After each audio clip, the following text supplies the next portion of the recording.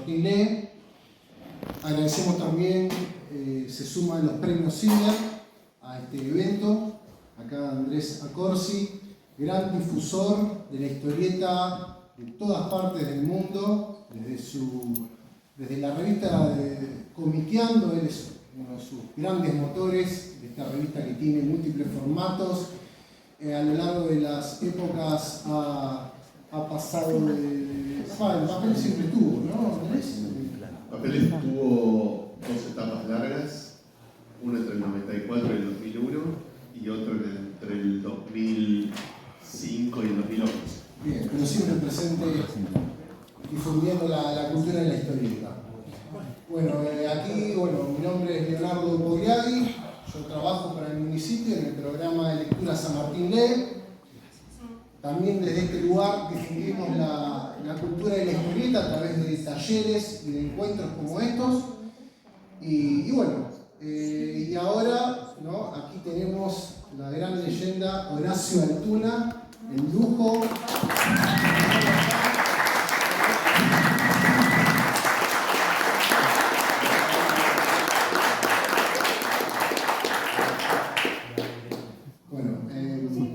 Tremenda visita.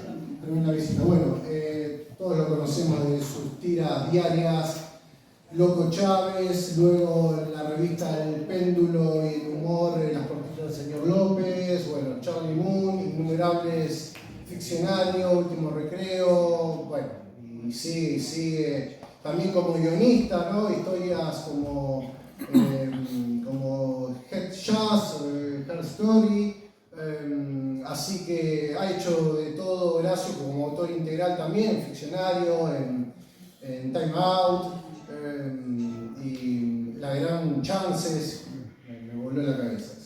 En fin, Horacio Altuna. ¿Qué tal, Horacio? Bien. Un viajecito hasta acá. Sí, el tránsito está difícil. Bueno, gracias a todos por venir. Que siempre me asombra un poquito porque hace 44 años que no vivo en Argentina, que vivo en España, pero es una manera de decir también porque siempre estoy en Argentina, nunca me terminé de ir. Y es fantástico poder volver y encontrarme con gente que todavía recuerda lo que hice. Con respecto a eso, vos te fuiste en el 82. Sí. Venías trabajando en el Loco Chávez desde el 75 aproximadamente. Sí. Cuando te fuiste para España, ¿te llevaste al Loco? Sí, claro. El Loco lo llevé y terminó en el 87. Es decir, 5 años. Lo produjimos con Carlos, yo trabajando desde allá y los guiones, y enviando el material por correo. A lo mejor cada entrega eran 7 días, 8 o 10 para llegar y algunas se perdían. Pero bueno, sí, fueron 13 años con el Loco Chávez, después 10 años con el Nene Montanaro, otros 10 con Es lo que hay, y bueno, son casi dentro del diario más de 30 años dentro de Clarín. Y después, con Humor, también publicado durante muchos años. Hay poca gente. Algunos seguramente, cuando yo empecé a dibujar, lejos no había nacido. Yo empecé a dibujar profesionalmente hace 61 años. Es decir, el premio Revelación no me lo van a dar más. Hace 61 años que dibujo. Empezaste una de las primeras publicaciones, Super Volador, paradójicamente una historia de superhéroes por todo lo que fue después tu carrera. Sí, y nunca más hice superhéroe, desde entonces lo odié y nunca más hice superhéroe. No tengo nada en contra de los superhéroes, pero no es lo mío, no lo siento. Y además, ese trabajo lo hice para una editorial, obviamente que era una editorial infame que funcionaba abajo de la cancha de Huracán, ¿no? Y era un ámbito muy turbio. Era un ámbito heavy, Ir de día era ya difícil. Y ahí empecé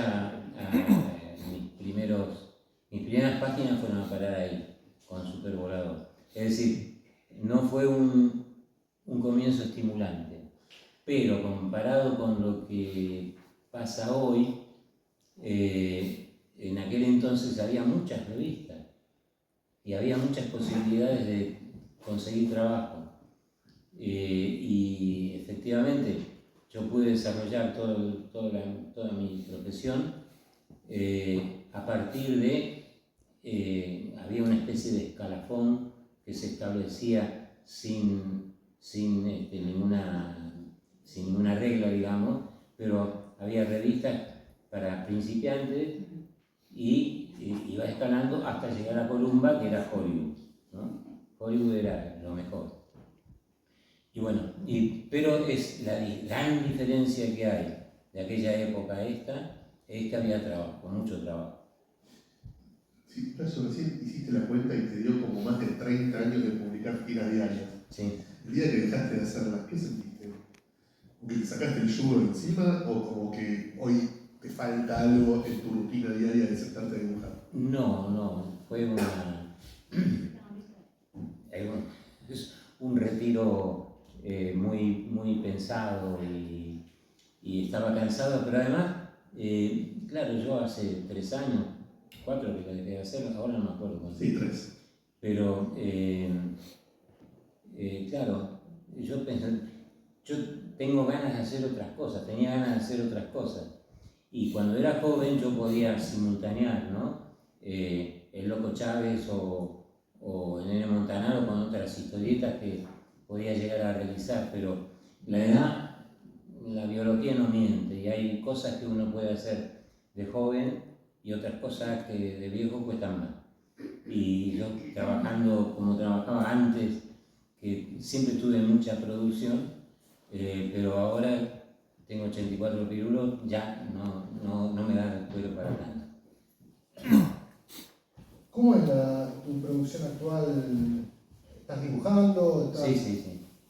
Estoy haciendo un trabajo que saldrá, supongo yo, para fin de año, aquí en Buenos Aires, espero, que es un trabajo sobre una historia que se desarrolla entre Kansas y Chicago en los años 30, es policial, con humor, el segundo plano tiene que ver con la historia del jazz y son todas y con humor, sobre todo. Y son todas cosas que siempre me han gustado hacer, ¿no? De mezclar. Nunca he hecho historietas violentas, o creo que muy pocas. Hot Late, Hot Late medio violento. Sí, pero es documental, ¿no? Sí, claro. No, es una violencia que no imaginaste vos, sino que tomaste de los hombres. Exacto, sí. Claro. Sí. La violencia no la hacía yo, sino que la hacían los americanos en Estados Unidos. Y no, pero lo que yo hacía con... ¿Qué estaba hablando? ¿De qué era? De la serie, de la historieta que está haciendo ahora, que no tiene, sí, no tiene mucha violencia. Y no tiene violencia, pero es todo con un paso de comedia.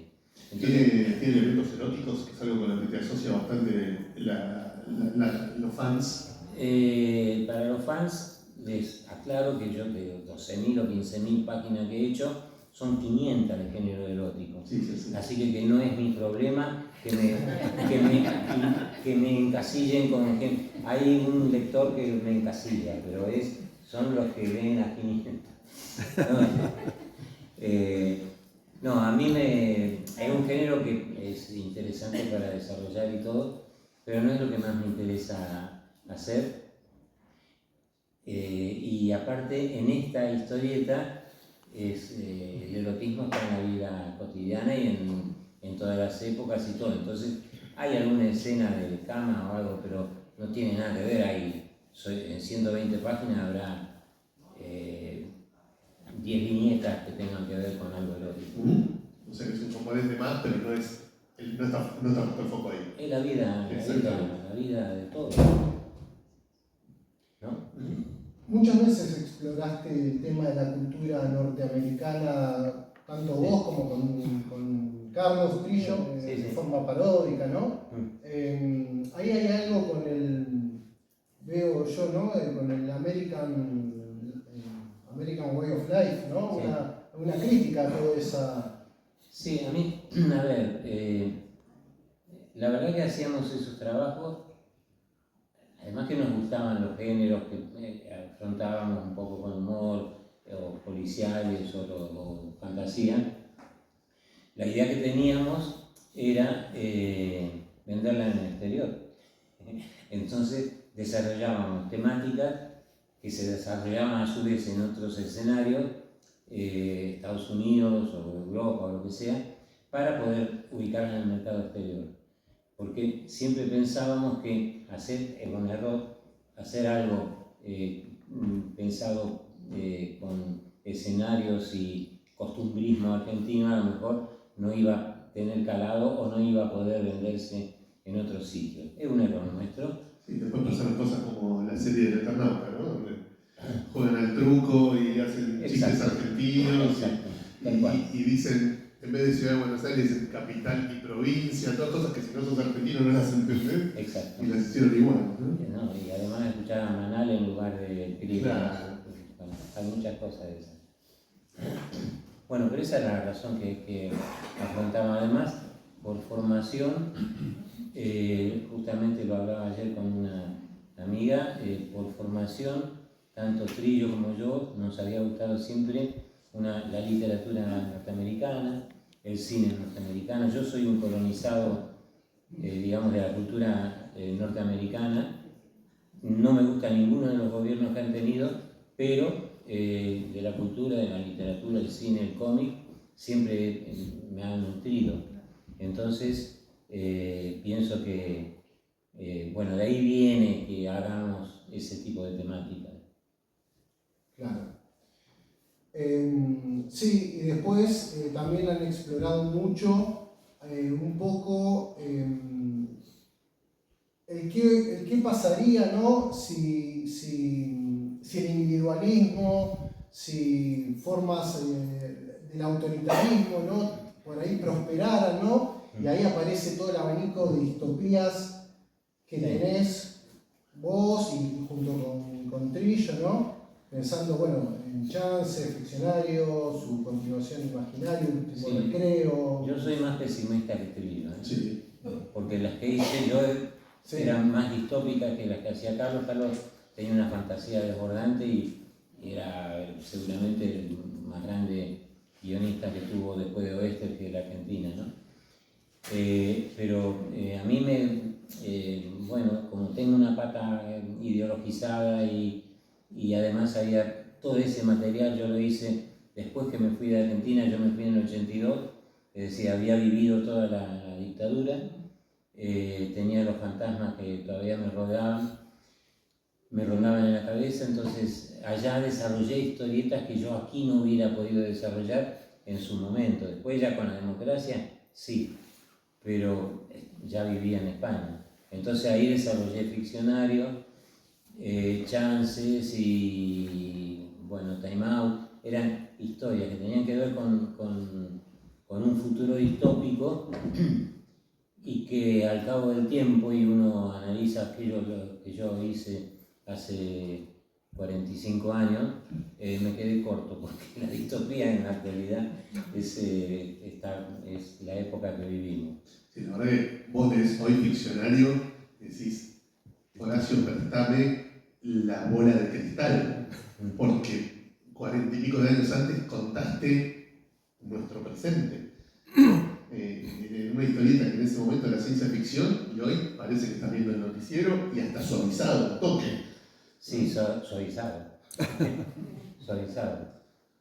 Sí, es verdad, pero además hay una cosa que yo siempre digo, porque a mí la ciencia ficción no, es decir, yo leí ciencia ficción cuando era más chico, pero después no me interesaba como forma narrativa para llevar a cabo por mí. Pero resulta que trabajaba en revistas que eran de ciencia ficción, ¿no? Entonces me pedían eso, y lo que yo acertaba a hacer era historias con una realidad exasperada, digamos, ¿no? Es una ciencia ficción más social que aventurera en un punto, ¿no? Sí, absolutamente. Nunca de cohetes ni nada por el estilo, sino de una ciencia ficción, es decir, la realidad muy exasperada, muy distorsionada y muy distópica sobre lo que podía llegar a pasar. Y es lo que digo, que me quedé corto porque lo que vivimos es más embromado. Más extremo por momentos. ¿Vos sos de esos dibujantes a los que les gusta hablar de dibujo o a los que no les gusta hablar de dibujo? No, a mí me gusta hablar de narración. O sea, no sos fanático de explicar por qué la pluma, no sé qué, y el No, papel de tal calidad. No. Yo nunca te escuché hablar de eso, por eso te lo pregunto. No, a mí me gusta, a ver, yo nunca hubiera podido ser, tengo mucho respeto por la docencia y nunca hubiera intentado enseñar a dibujar, pero sí me interesa ser, hablar sobre la narración, sobre algunos resaltos de la narración y sobre todo ser motivacional, ¿no? Con respecto al dibujo, a la profesión, no porque haya un futuro fantástico en el dibujo, en la profesión, lo que sea, sino porque yo veo el dibujo, la historieta, la ilustración como un medio de expresión. No importa que uno publique, no importa que uno tenga la fortuna de ganarse la vida haciendo lo que a uno le gusta, sino que dibujar y hacer lo que uno, la imagen que se le forma en la cabeza, llevarla al lápiz y al papel, como es una forma de expresión fantástica, es como hacer música. Y eso a mí me parece que es muy importante para quienes tengan algún tipo de inquietud con respecto a dibujar, ¿no? Es decir, no importa que dibujen mal o lo que sea, el asunto es que lo intenten y, por ejemplo, maestras a los chicos o padres con sus hijos. Yo siempre digo que si uno le cuenta un cuento a un niño pequeño antes de irse a dormir y le dice, vamos a hablar del perrito guau guau, entonces le hace un dibujo, aunque sea horrible, y le dice al nene, este es el perrito guau guau, el nene se lo cree, y ese va a ser el perrito guau guau. Y entra la narración de otra manera, ¿no? Entra la narración de otra manera. Eso por un lado. Y por el otro lado es lo que digo siempre. El dibujo es una forma de expresión. Entonces, a los que alguna vez han tenido alguna afición y todo eso, que vuelvan y que prueben y que yo cuánto, y que no busquen, no tengan ningún pudor ni ninguna vergüenza de decir esto no me sale, lo que sea, porque nadie nace sabiendo, ¿no? Entonces, pero es importante, eso es mi parte motivacional, digo, ¿no? Vos, sí, decías que nunca se te hubiese ocurrido ser docente y que no lo sentís, pero sí te convertiste en un referente en cuanto a la lucha de los autores por sus derechos, ¿no? Sobre todo en Cataluña, aquí también, has dado un montón de charlas sobre ese tema, te convertiste en una figura muy emblemática de lo que es la defensa de los derechos. Exactamente, la defensa del derecho de autor, del dibujante y del ilustrador. ¿Cómo lo sentiste eso? Y cómo llegaste a ese punto, ¿no? De que hoy vos hablás de este tema y sos una autoridad a nivel del habla hispana indiscutible. Yo empecé en la Asociación de Dibujantes de Argentina, junto con Cacho Mandarafina, Marchione, Macaño, gente fantástica. En aquel entonces estaba también Caloy, Brócoli, y empezamos una especie, era una época muy volátil también, porque era previo a la llegada de Perón. Principios de los 70. Principios de los 70. Claro, entonces la idea era mejorar nuestras condiciones de trabajo. Y todos trabajábamos en la editorial Columba, que se quedaba con los originales y que no reconocía los derechos de autor. Entonces hicimos un planteo, hicimos toda una tarea de, inclusive pedido de personería gremial en el Congreso para la Asociación de Dibujantes, ¿no? Cosa que fracasó porque por infinidad de razones, pero eso fue el principio de mi idea con respecto a los derechos de autor, al tal punto que yo planteé ese tipo de derechos a la editorial. Yo dije, bueno, me tienen que devolver los originales y reconocerme los derechos. La editorial me dijo que no y me fui. Y empecé a hacer publicidad, hice algunos storyboards y después empecé con Cassioli, que hay que rendirle siempre un homenaje a Cassioli, que fue el primer editor que reconoció los derechos de autor de todos los colegas. Él era dibujante y eso hay que reconocérselo siempre a Cassioli, que hacía Satiricón, Chau Pinelo, Humor, Fierro, bueno, toda esa estructura fantástica de editorial.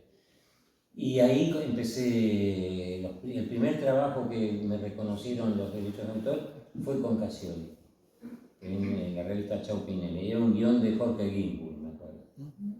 Los anteriores de Loco Chávez, ¿no? Sí. No, es que estoy pensando en esta cuestión. Uno deja mucho, ¿no? Como dibujante en la hoja, como para que después se pierda, se deje tirado. Volviendo a eso que decías, ¿no? De reivindicar la cuestión del hecho de expresarse mediante un dibujo, y que por sí eso es lo valioso, más allá de luego vender con eso, Sí. o lo que sea, digo, ya el hecho en sí de ponerse, dejar un espíritu, ¿no? Un aura en esa hoja, ya eso es valiosísimo.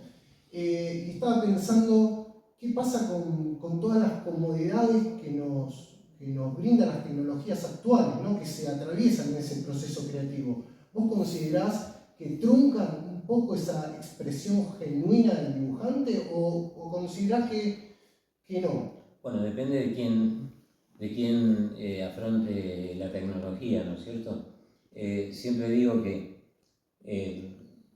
Internet, bueno, trabajar con un iPad, la parte tecnológica se aprende en 2 semanas o 6 meses, pero a dibujar te lleva toda la vida. Entonces, depende también cómo uno elabore el trabajo. Yo veo muchísimo material hecho con nuevas tecnologías, sobre todo con ordenadores, con el iPad, con distintas plataformas. Entonces, lo que primero se ve, para mí que tengo una mirada que no es inocente al ver los trabajos de cualquier dibujante, lo que yo veo desde el principio en todo lo que se está produciendo en la actualidad es la cantidad enorme de dibujantes que dibujan igual. ¿Por qué? Porque tienen la tecnología que les facilita cosas, y la tecnología es un recipiente, ¿no? Cuando en realidad lo que tendría que ser es una herramienta, ¿no? Eso es fundamental. Entonces yo estoy trabajando con un iPad, pero yo trabajo analógicamente, hago lápiz, tinta, escaneo, lo paso al iPad y ahí hago color. Yo siempre he sido muy malo haciendo color, pero el iPad me facilita las cosas, eso es la verdad. Y a muchos colegas también. Pero me refiero que la tecnología, si se usa como una herramienta, está bien. Si se usa como un fin, tiene patas cortas, ¿no? Bueno, seguramente hay mucha gente que está trabajando haciendo cómic o humor, o sea, con este tipo de tecnologías, pero yo no, qué sé yo, mis referencias y Y lo que yo puedo decir de lo que a mí me gusta no tiene nada que ver con ese tipo de producto. Lo mío es gustar de autores como Fontana Rosa, o como Quino, o como Sempé de Francia, o como Piraro de Estados Unidos, bueno, ese tipo de autores. Pero esa es la gran diferencia entre, creo yo, ¿no?, el uso de la tecnología y lo que no trunca, pero depende de cómo se use. Recién tirabas como una especie de análisis de tendencia, ¿no? De un montón de dibujantes que dibujan muy parecido, porque recurren a las mismas herramientas y dejan que la herramienta reemplace en cierta manera la creatividad. Me da la sensación de que seguís bastante atento a lo que se está produciendo y te quería preguntar qué historietas estás leyendo, qué autores seguís leyendo. Bueno, te voy a desilusionar. Bueno, desilusioname, no será la primera vez. Soy hincha de Racing igual que vos, estoy acostumbrado a las desilusiones. No hablemos de fútbol. Bueno, no, yo, a ver, en la actualidad yo releo muchísimo material viejo. Yo voy a las editoriales en Francia, mejor dicho a las librerías en Francia o en Barcelona, y voy ansioso para comprar material. Y yo tengo además un defecto, yo si no me gusta el dibujo no compro, me pierdo de leer muchísimos muy buenos guiones, porque no me gustan cómo están dibujados. Entonces, claro, yo voy a una librería, busco los dibujos, y en la actualidad hay poco material que para mi gusto personal sea susceptible de ser adquirido, digamos, ¿no? He leído cosas que son muy interesantes, qué sé yo, mira, una de las cosas que más me ha gustado de lo último que leí, no de lo último, de los últimos tiempos, es Sudestada de Sáenz Valiente, o aquel verano de Gillian Tamaki, que es una chica americana, canadiense, o algún, Moebius, pero ya muerto, pero siempre si se puede pillar algo de Moebius es fantástico. Y no soy un tipo me gustan algunos dibujantes que hacen superhéroes, no los leo porque no me interesan, pero hay dibujantes extraordinarios, Jorge Jiménez, Pepe Larraz, Stuart Immonen, Dan Mora, hay muchos de esos que me asombran lo que hacen. Lamentablemente los guiones, las historietas de superhéroes no soy un lector de superhéroes, pero siempre me fijo en el dibujo, ¿no? Entonces, eso es lo que habitualmente leo. Y la otra cosa que hago, yo tengo, hace 10, 12 años que estoy en Twitter, en X, y todos los días cuelgo material de distintos autores que algunos por supuesto conozco de verlos, digamos, de consumirlos, pero hay muchísimos que yo no conozco y que yo uso de base de datos a Pinterest, y entonces ahí saco ilustraciones y dibujos de de autores que yo no conozco, que nunca había conocido, me sorprendo, me gustan mucho algunos, y entonces los cuelgo. Y hace ya bastante tiempo, ahora 5 o 6 años que estoy haciendo eso, y mi primer conclusión es que tendríamos que conocer más de lo que se hace en Corea, en China, en Tailandia, en países que no, además de Japón y Estados Unidos y Europa. Me refiero, hay muchísimo material espectacular que siempre lo digo, que si esta gente del mundo oriental se occidentalizan su trabajo y empiezan a trabajar para editoriales de Occidente, a los occidentales nos pasan el trapo porque son muy buenos, infinitamente, mucho mejores, Es decir, son mucho más imaginativos y las técnicas las usan mejor, creo yo. Bueno, quienes no lo siguen a Horacio en X pueden hacerlo, ahí se van a encontrar con un montón de variedad de autores que él va descubriendo y compartiendo. Sí, pensando en tu dibujo y viendo también las páginas, ¿no?, que van pasando en la proyección, es muy notable, todo es muy notable, ¿no?, la expresividad de los rostros, ¿no?, la dinámica de los movimientos, cómo manejas la narrativa a través de la imagen. Pero después el tema de los fondos, ¿no?, la ciudad. Yo leo tus historietas y siento a veces la ciudad como un personaje más. Sí. Hablan con los carteles, hablan con la suciedad, casi que podés sentir el hedor de esas calles, ¿no? Y tienen mucha información, y vos ves que tenés un primer plano de unos personajes que están, ¿no?, manifestando algo, y de fondo vos ves que hay otras secuencias que son muy significativas, tanto desde personajes secundarios que aparecen de fondo como ya de los carteles, llenos de carteles con mucha información. Vos, discúlpame, ¿pensás al fondo a la ciudad como un personaje? Digo, Sí, a ver, admiro y envidio un poquito, no una envidia malsana, una cosa que yo, es una envidia sana, ¿no? Hay cosas que yo me gustaría hacer y no me sale.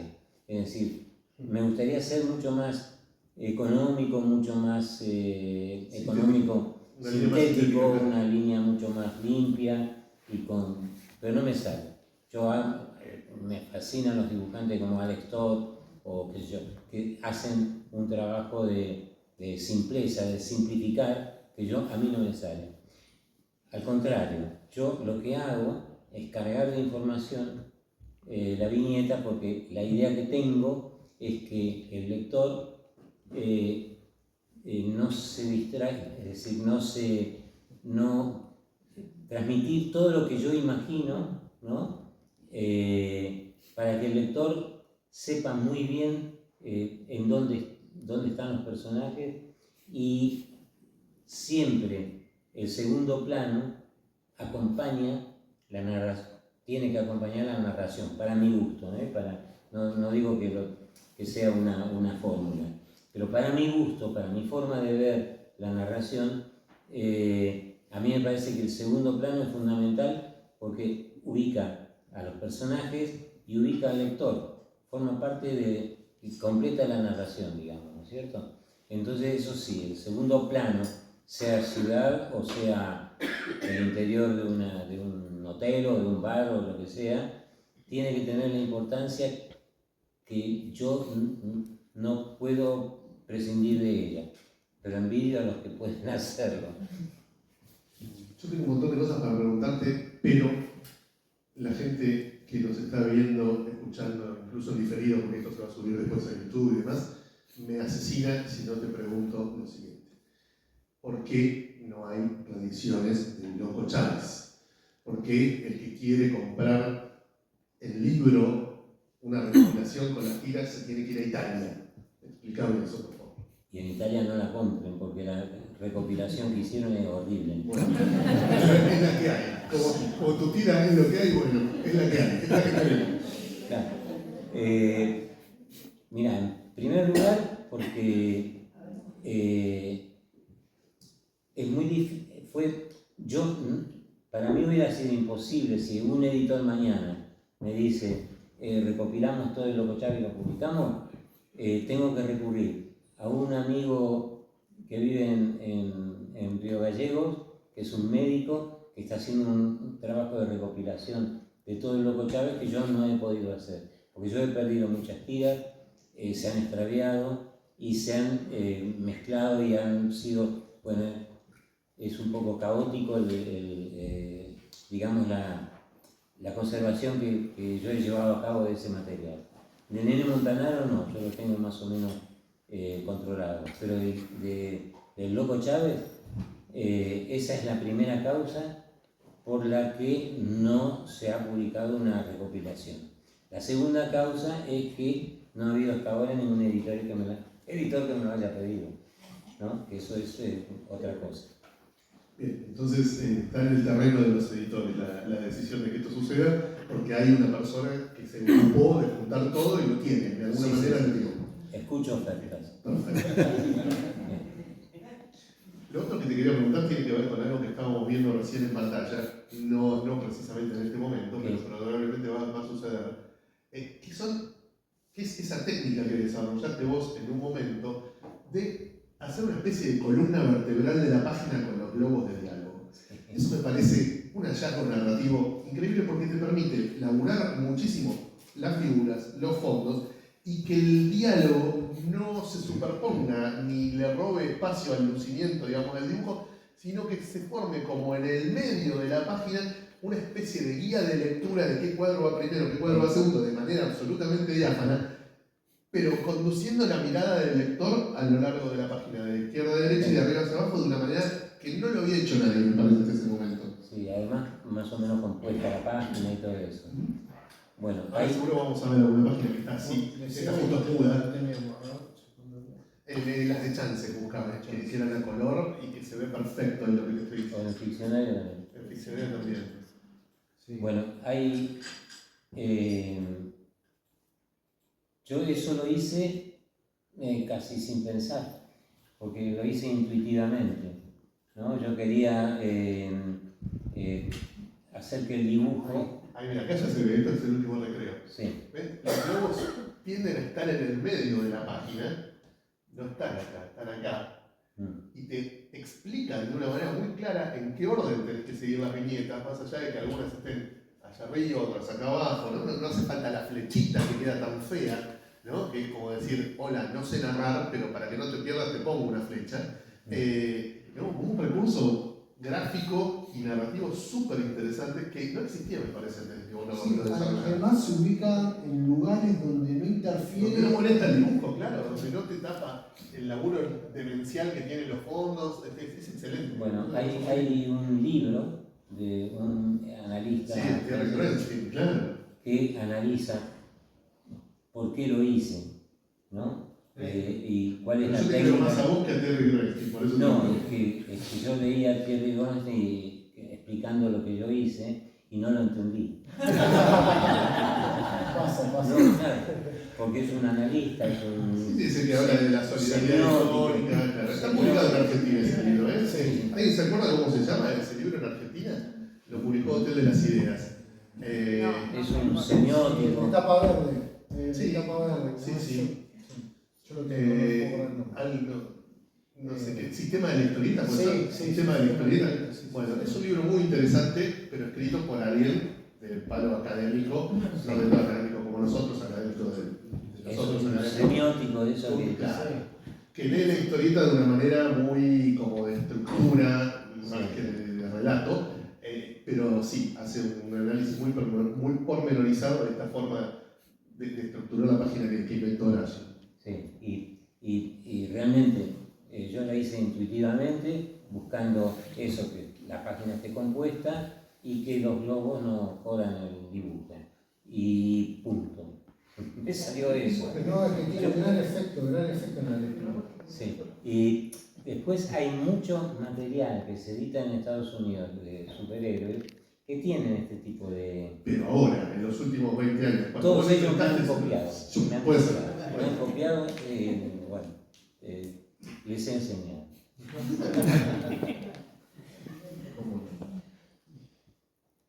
Está viendo a ver si encontramos otro. Ahí eso.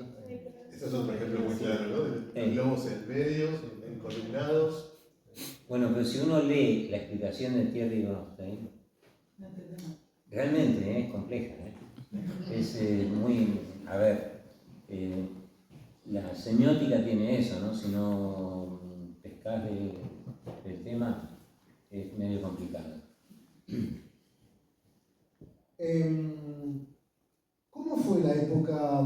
Vos te fuiste en el 82 y claro, te fuiste a España, que también venía, ¿no?, del franquismo, ¿no?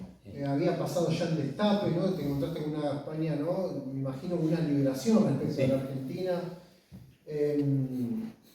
Y ya, no, claro, las puertitas son en el 80, 79, 80, no, ya está, eso lo hiciste acá, está bien. No, estaba pensando en esa tensión, ¿no? Cuando trabajaban en época de la cuestión, ¿no?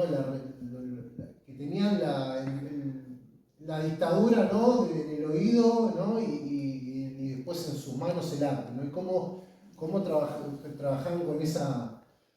Con Carlos hicimos dos tipos de material en esa época. Hubo una para el diario, para Clarín, las reglas de juego eran nítidas, ¿no? Es decir, no se podía sacar los pies del plato, la dictadura no lo permitía tampoco, pero en humor nos tomamos algunas licencias y empezamos a hacer algún tipo de cosas con alguna carga ideológica, pero que tenía que ver, no partidista, sino una carga ideológica sobre la libertad y la opresión, ¿no? Y sobre los miedos y sobre todo lo que nos quitaba vivir de esa manera en aquel entonces. En el diario, lógicamente, todos los medios, todos los diarios de todo el mundo y en todas partes tienen límites que tarde o temprano te los muestran, ¿no? En el caso de Clarín en aquel entonces era el medio ambiente que daba la dictadura, que no se podía hacer nada que sea, digamos, tachado de inconformista o lo que sea. Sí, la crítica en general estaba muy mal vista. Claro, entonces no Yo contaba siempre la anécdota de las mandarinas, ¿te acordás? Claro. Qué caras que están las mandarinas, decía un personaje, y en el diario se armó un revuelo porque parecía que estaban criticando el sistema económico de la dictadura. Claro, sí, no, y aparte había cosas que molestaban, ¿no? Que había una cosa que yo siempre lo cuento, Pampita era, cuando empezó a ser la novia del loco, era fotógrafa en el diario, pero en el diario no existía la fotógrafa en el diario. Entonces dijeron, aquí no, la chica tiene que trabajar en otro sitio. Entonces Pampita empezó a trabajar en otro sitio, no en el diario como compañera de Loco Chávez. Ese tipo de tonterías, bueno, ahí pasaban. Lo que pasa es que nosotros lo que buscábamos a lo mejor, no de forma muy digamos, como mensaje, pero sí había un segundo plano costumbrista, que ahí se encontraban mensajes que la gente descubría o entendía o interpretaba, ¿no? Entonces ese tipo de cosas sí las hacíamos con el Loco Chávez. Después con la democracia ya hicimos lo que teníamos ganas de hacer. Pero en humor, con las cortinas del señor López, sí hacíamos un tipo de trabajo que tenía alguna carga más explícita, ¿no? La partida del señor López es un canto a la libertad, ¿no? A escapar de la trampa de la opresión y del bajón y de estar totalmente controlado y subyugado y sometido. La partida del señor López te invita a reaccionar ante eso, claro, de un modo muy sutil, ¿no? Porque claro, es toda una fantasía. Pero además con un tipo que jamás era pusilánime absolutamente, era cobarde, era miedoso y jamás se rebelaba, ¿no? Entonces se hablaba en un plano fantástico que estaba muy marcado en la historieta donde empezaba y donde terminaba, porque era precisamente donde había las puertitas. Siempre le iba mal. Exactamente. No, para mí es una serie hermosa y que tiene mucho que ver con lo que decíamos recién de cómo bajar línea de una manera muy sutil, ¿no? más poética y metafórica que evidente o que explícita, pero muy efectiva, ¿no? Sí. Yo tenía 12 años y lo entendía, imagínate. Sí, sí. Pero hubo algún episodio, inclusive el señor López era presidente y sí, tenía un golpe de Estado, episodios donde había globos en blanco, es decir, de alguien que no podía hablar, ¿no? Había cosas que eran muy explícitas en ese sentido y que llamaban la atención. Sí, maravilloso, sí, muy poética. Me acuerdo había una que que se veían como lo que pensaban los personajes, Sí. y como que también como que la policía veía lo que pensaba la gente a ese punto y tenían que controlar los pensamientos, porque ahí aparecía muy Orwell, ¿no? Muy la policía del pensamiento. Sí. Yo te quería proponer que irnos al lado contrario de la metáfora, la poesía y la sutileza, y hablar un poco de tu etapa haciendo historias eróticas, no tan explícitas como podrían haber sido, pero sin nada librado a la imaginación, digamos. ¿Cómo fue toda esa etapa en la que viraste de esa historieta más, si se quiere, comprometida o más jugada, hacia una cosa más ligera, más de entretenimiento y con mucho énfasis en la temática sexual? Hay una explicación que doy, que fue el destino.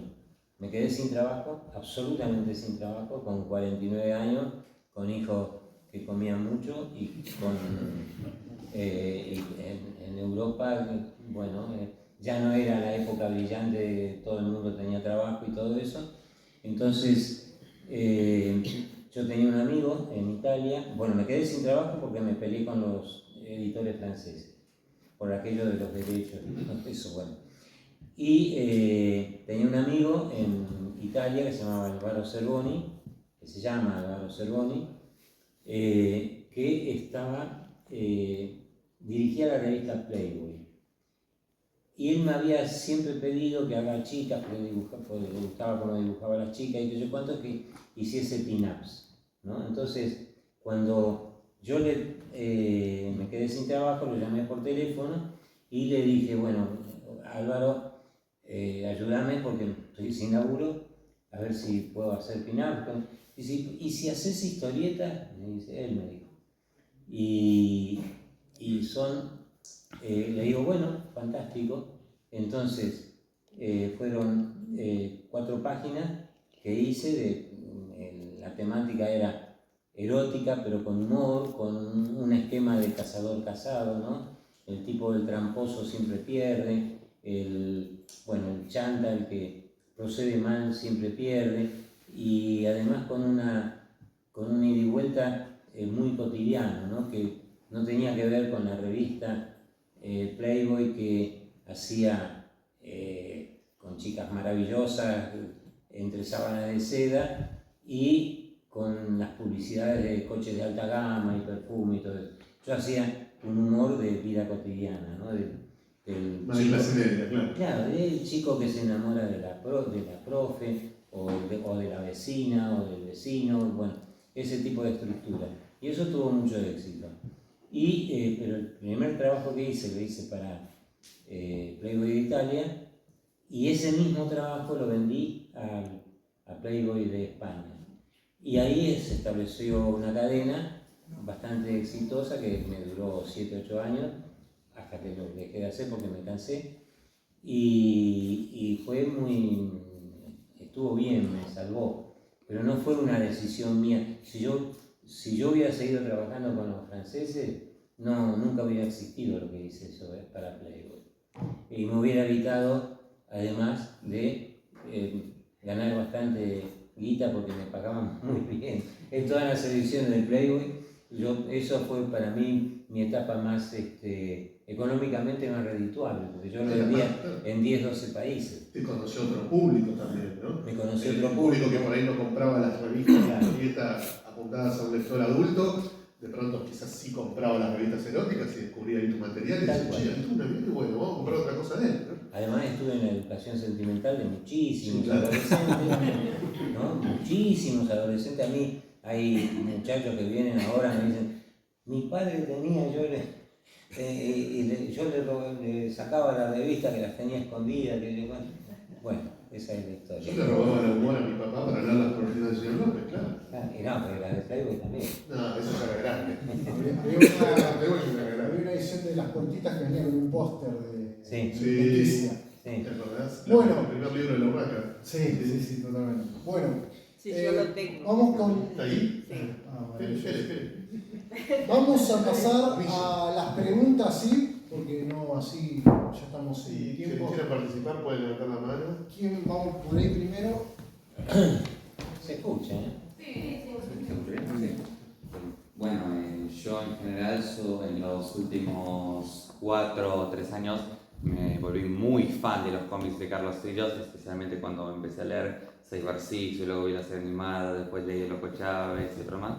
Yo quiero preguntarte, ¿cómo era trabajar con Carlos Trillo a la hora de manejarse en guiones? ¿Él era muy específico o te daba mucha libertad creativa para que al mismo tiempo puedas experimentar, como lo que hablaba sobre la cadera vertebral en las viñetas y eso? Te voy a desilusionar porque no tengo nada escrito sobre, por Trillo. Todo lo hicimos juntos hablando. Había anotaciones en servilleta, nos encontrábamos 2 o 3 veces por semana en algún bar en Buenos Aires. Yo vivía en Ramos o en Aedo, y nos encontrábamos aquí en la capital, y siempre frente a una vidriera para ver pasar la gente y la vida, ¿no? Y ahí hablábamos 2 o 3 horas y hacíamos los guiones. Así salió todo. Y el Loco Chávez nació también así, y en mi casa no vas a encontrar una página escrita por Carlos, porque yo me siento como guionista de todo lo que hicimos juntos, porque lo hicimos hablando, peloteando las ideas y peloteando. Él era mucho más fantasioso y mucho más eficaz desarrollando las historias. Yo de él aprendí muchísimo para después ser guionista, y yo imagino que algo le debo haber aportado por mi parte, como en la parte de narración gráfica. Yo creo que él también algo le debo haber transmitido. Pero fue una época muy fantástica, yo aprendí muchísimo. Carlos era mucho más culto que yo, me cultivó en muchísimos aspectos en cuanto a todo lo que él sabía de literatura, cine y todo eso, y él fue un punto de partida para mucho de lo que ahora yo cultivo también. Pero fundamentalmente lo que hacíamos juntos era trabajar mucho lo que teníamos que decir, ¿no? Y él me dejaba absoluta libertad. Nunca tuve una marcación de decir exterior noche, viste que como en los guiones, exterior noche se ve tal cosa, enfoque desde arriba. No, eso no existe, no existía. Nunca la pauta de cuántos cuadros por página, nada. Nada, absolutamente. Eso me daba absolutamente libertad. Y esa es una forma de trabajo que yo después llevé a cabo con Jorge González, ¿no? En donde hay 2 libros que hicimos juntos. Nos juntábamos, hacíamos una especie de escaleta muy hablada de qué iba a aparecer en cada página. Es decir, yo tenía la idea del guión. Hablábamos cómo íbamos a desarrollar cada página. Él tomaba algunas anotaciones y sabía exactamente qué tenía que narrar en cada página. Él la dibujaba y yo al final ponía el texto, es decir, él trabajaba con absoluta libertad y yo después no cometía ninguna redundancia, porque si lo estaba bien narrado y estaba bien explicitado con las imágenes lo que había que contar, no tenía necesidad de escribir nada sobre eso. Entonces hablaba de otras cosas, ¿no? Entonces esa es una manera de trabajar los guiones que tenía con él. Lo hice con Jorge González en Hey Jazz y en Hard Story. Hola, ¿qué tal? Buenas tardes. Una pregunta, ya que está la fuerte señor López. ¿Vio la película y le gustó? Igual la que hicieron acá en Argentina. La película la vi, no tuve nada que ver con la película, cuando se hizo, yo ya vivía en España. Sí, sí. La vi, me pareció decorosa para la época en que se hizo y todo, y tuvo éxito. Creo que inclusive tuvo premios en el exterior. No me gustó para nada el final feliz, porque el señor López no puede tener un final feliz, porque es un tipo cobarde, pusilánime, que es incapaz de modificar su realidad, que no se no se subleva ante la injusticia ni nada por el estilo, le va bien, es una mierda. Bueno, ese es el final de la película esa. Pero más allá de la película, para la época era decorosa, trabajaba Katia Aleman, Grandinetti, Lorenzo Quintero. Dolina. Dolina hacía de Dios. Uno de los... Sí. Hola, Gracias. sí, un poco que nos cuentes la experiencia tuya con Oester, el de guionista. Brevemente, hiciste laburo en Gana un montón de tiempo con Oester, el de guionista. Y el storyboard de Gringo Viejo, ¿eso se publicaría en algún momento? ¿Queda como storyboard? Eso, bueno, es la de... La primera era... Oester, ¿qué? Cajún de Bengala. Yo tengo dos relatos sobre Oesterheld. Yo lo conocí personalmente a Oesterheld. Él estaba buscando un dibujante para hacer la Guerra de los Antartes, que después hizo Gustavo Trigo. Él andaba buscando dibujante y me llamó para que hiciera algo. Yo hice una muestra, lo vi a él, no fue muy simpático conmigo, le dijo que no me gustaba. Él me dijo que no le gustaba mi laburo, que me faltaba, que yo cuánto, tenía absoluta razón. Pero la idea que, bueno, salí un poco cabreado porque decía que tipo antipático, no me gustó el trato. Pero tenía toda la razón, porque la verdad que Gustavo Trigo después lo hizo muy bien. Y después, en Columba, yo hice muchos guiones, bueno, unos cuantos guiones de Cajún de Bengala, que eran guión de él. Nunca lo vi en esa época. Fue una época casi poco tiempo después desapareció, ¿no? Entonces, nunca lo vi, nunca lo alcancé a ver. Ya estaba semi-clandestino en esa época. Y creo honestamente que de toda la inmensa obra que hizo Oesterheld, toda fantástica, toda memorable y seguramente lo mejor que se ha hecho en historieta argentina, creo que lo que menos bien le salió es el Cajún de Bengala, porque a mí no me gustaba. Bueno, no me gustaba, nunca me gustó, nunca, creo que debe ser de lo peor que hizo este. Y quedó lo de Gringo Viejo. Quedó lo de Gringo Viejo. Y lo de Gringo Viejo. En realidad no son históricos, es un trabajo de concept que se le llama, ¿no? Son todos los planos generales de la película Gringo Viejo, que es con Jane Fonda, Gregory Peck, todo eso.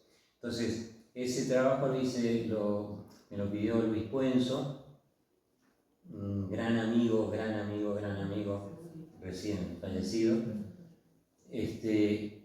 Me lo pidió y bueno, yo lo desarrollé en México en la preproducción, fue una experiencia formidable. Ese tipo de trabajo a mí me sirvió muchísimo porque yo siempre había trabajado y después de eso también seguí de la misma manera. Siempre trabajé en mi casa, sin ayudantes, sin equipo, sin jefe, sin qué sé yo qué. En cambio ahí tenía que trabajar a miles de kilómetros de mi casa, en equipo, con jefe, con directivas, qué sé yo cuánto, era una cosa muy diferente a lo habitual. Pero fue una experiencia formidable, ahí conocí gente, al director de arte de la película, que era Bruno Rubeo, un italiano genial.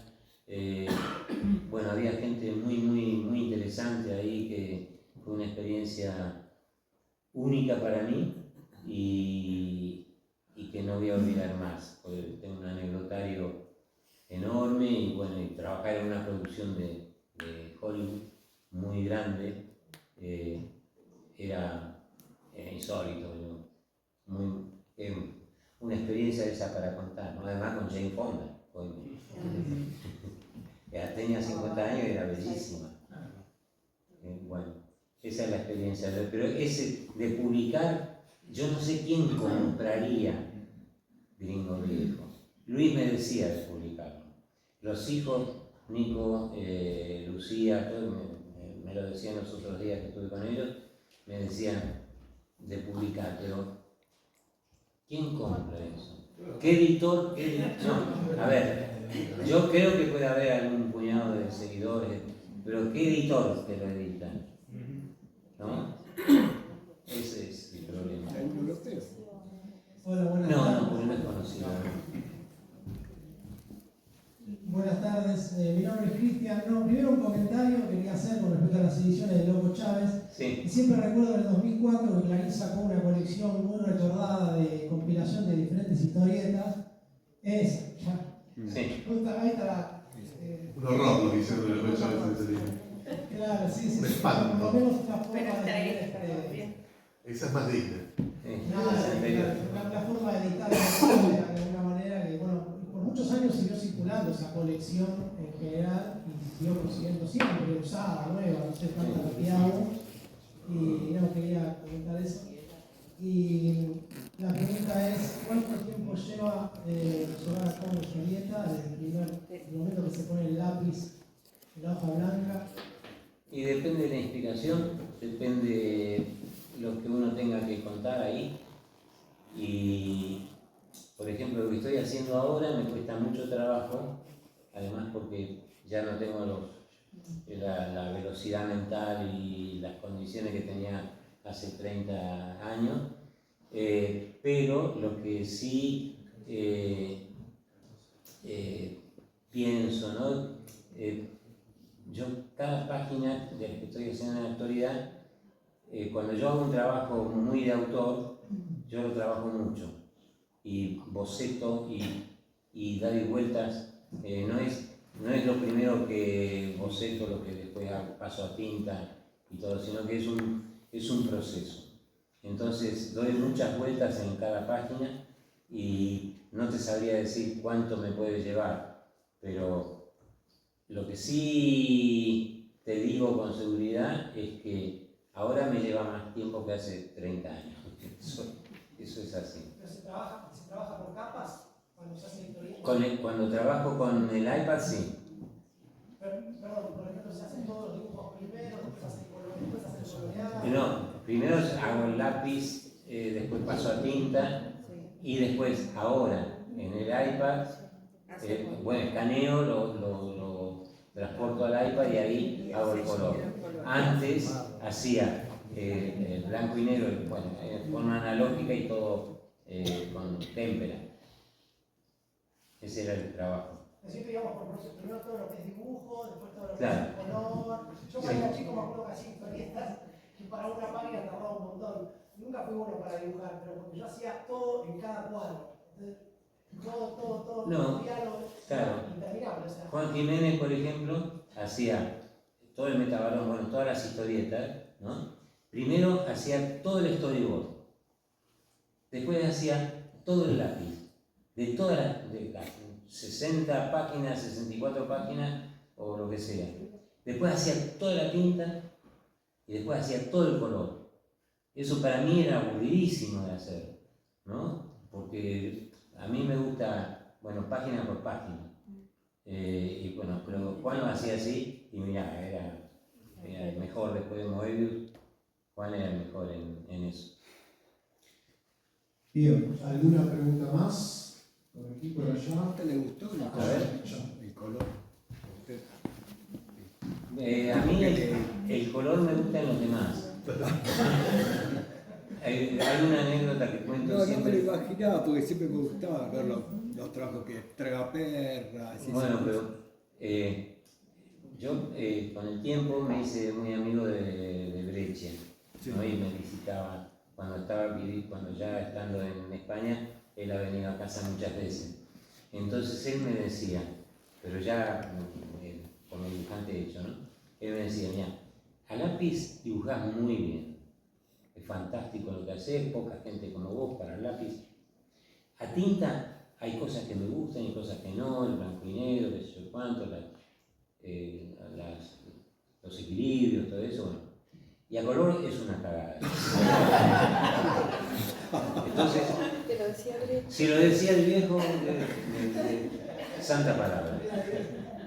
Bueno, te quería hacer una consulta con respecto al edilicio, por ejemplo, en el Loco Chávez, que hay un montón de referencias, como el Retiro, el Puerto del Tigre, la iglesia de Parque Patricios, para hacer El Barolo, la Barolo. cúpula, todo el interior del Barolo, o sea, hay mucha referencia ahí. ¿Cómo hacías para generar esa perfección? O sea, ¿tenías fotografías? Sí, ¿O claro. era memoria? No, era fotografía. O sea, Era todo fotografía que o sacaba yo o había gente del diario que, bueno, me facilitaba el archivo del diario, entonces siempre tenía esa facilidad.